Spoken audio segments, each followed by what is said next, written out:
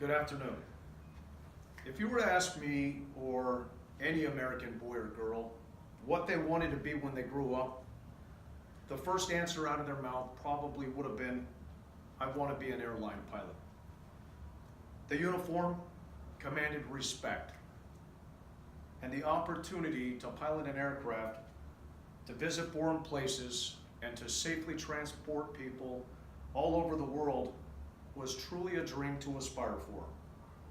Today, the airline industry is facing a shortage of airline pilots, and it's only going to get worse.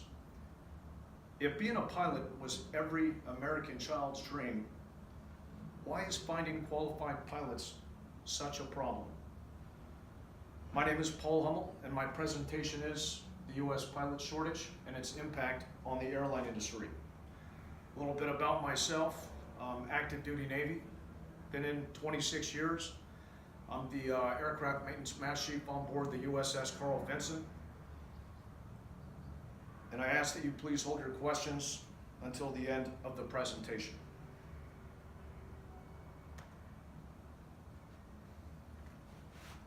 Why is the American transport system vital?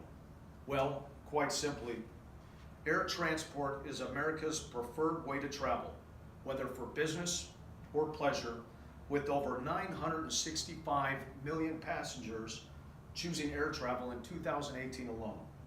It's fast, it's convenient, and an overall enjoyable experience.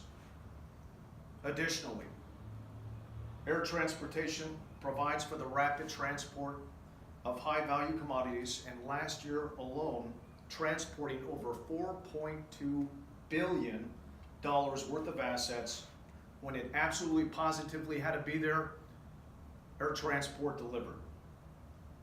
What else? Air transport industry is a job creator. It's responsible for an estimated 44 million jobs in the US alone. Of those 44 million jobs, 400,000 were employees of the airlines. You're talking flight crew, you're talking maintainers, gate crew, and administrative support. U.S. airports, over 445 U.S. airports across the United States, and of those airports, over 1 million employees. Air traffic controllers, ground support personnel, fire, police services, TSA, concessions, and other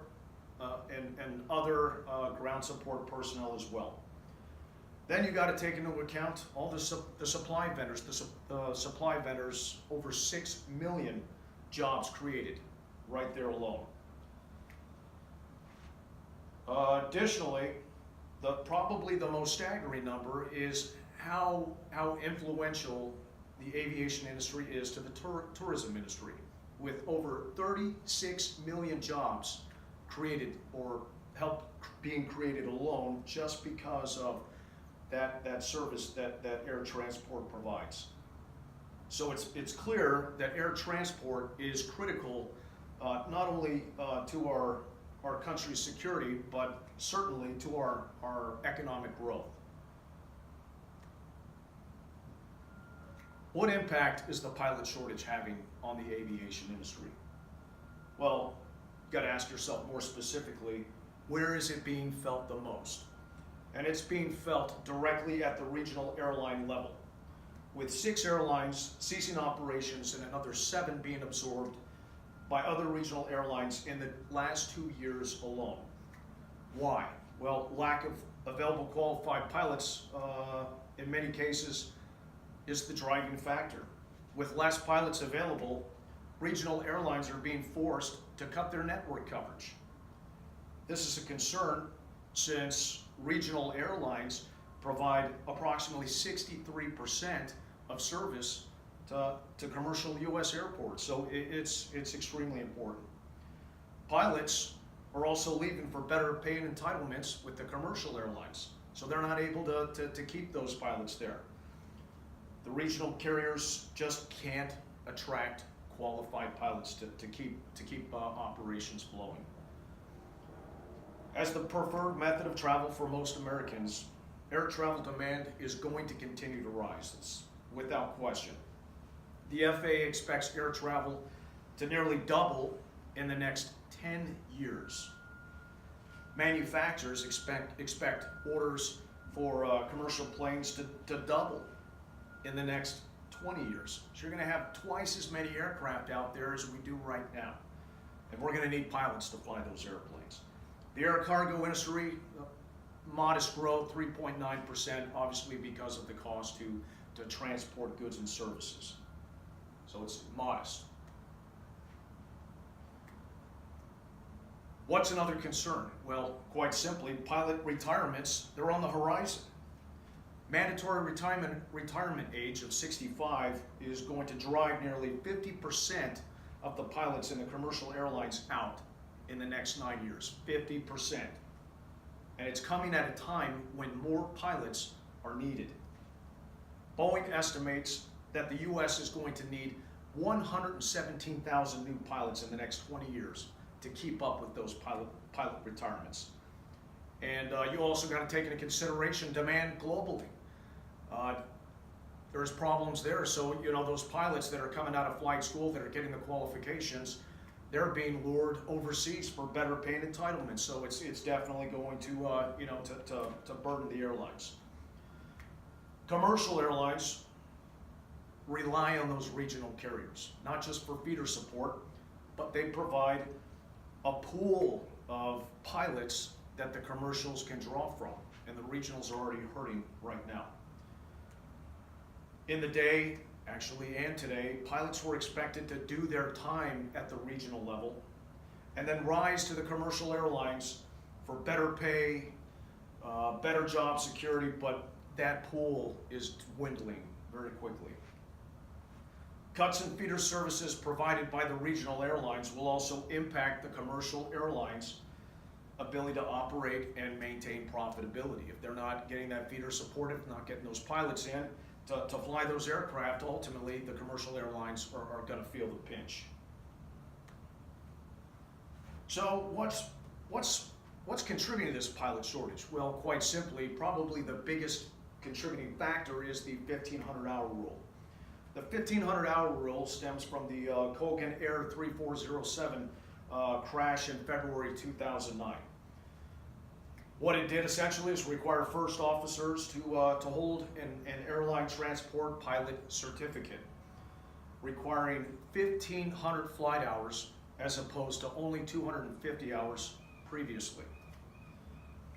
Although ensuring safety of personnel was said to be the driving factor in the decision for enacting the rule, many believe that it was just a politically driven reason why that rule came out. No facts really supported it. The 1,500-hour rule impact on the regional airlines right now. While commercial airlines are doing really well, filling seats, maintaining profitability, regional airlines are seeing on an average a 4.5% drop in seat count just because of lack of pilots. What has it resulted in? Bankruptcies, halted operations, forced contract concessions with the commercials who they support. So it's certainly impacting their bottom line. The commercial airlines also end up with a lack of qualified pilots, as I said before, to a pool to draw from. So it's causing the commercial airlines to add, better pay, better entitlements, better, trying to lure those pilots away, get them to the commercial airlines, and ultimately that's going to affect their bottom line as well because they're offering such high pay and entitlements. Okay, so we talked about some of the impacts on the commercials, regionals, and how it's affecting their bottom line. But let's talk about how hard it is to become an airline pilot. What do you need? What do you need to be an airline pilot? Well, first off, you got to have a second-class medical certificate. So you got to go see Doc, an air medical examiner, get certified. Then you need to go out. You need to get your private pilot's license. That's going to take you approximately 40 hours of flight time. Then you need to get your instrument pilot rating, and that's gonna run you about 50 hours. of pilot and command time and about 40 hours of actual simulated or instrument time.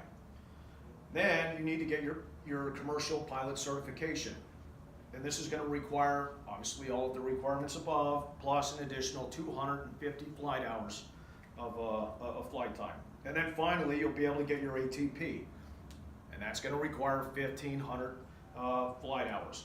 Now, to achieve all of these requirements, how much would you think you're going to spend on that? Well, on average, you're looking at spending about $100,000 to $125,000 on this certification, so it's a lot of money. Number of pilots also pursue 4-year degrees. Even though it's not a requirement, most commercial airlines are looking for a 4-year degree as well. So you need to go to a 4-year college, and there's quite a few good ones out there. But again, it's gonna cost you money, and it's gonna keep you from getting that job that you're looking for.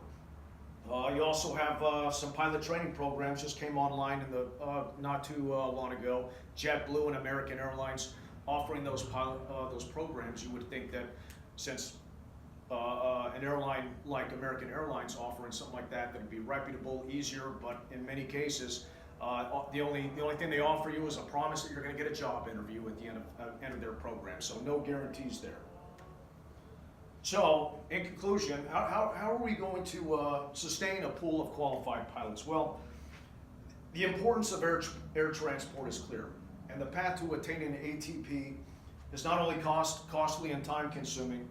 Okay, so how are we going to do this? Well, first off, we need to do something about the 1,500-hour rule.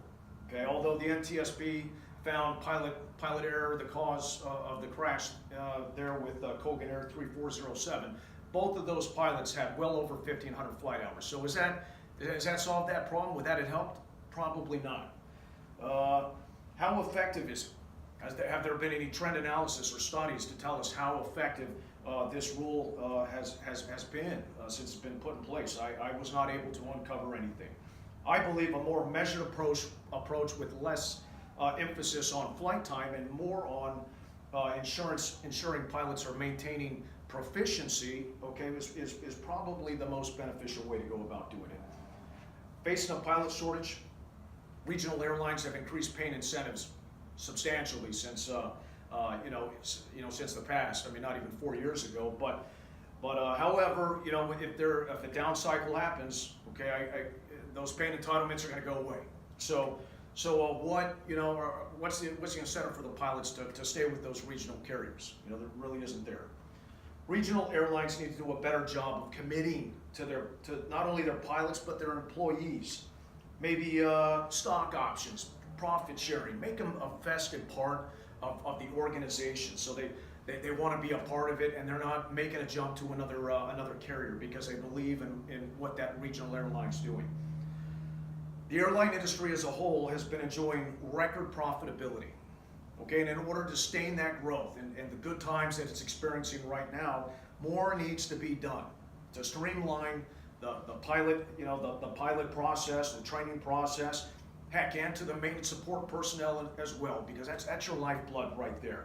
By subsidizing these costs and providing incentives in these training programs, they're going to have those qualified pilots, they're going to have those qualified personnel, and they're going to be available to the community to allow for sustained operations. In conclusion, the airline industry needs to commit more of its resources and training to the development of pilots to sustain growth and ensure the future of aviation. At this time, I'll address your questions and comments. If there's none, this concludes my presentation. Thank you.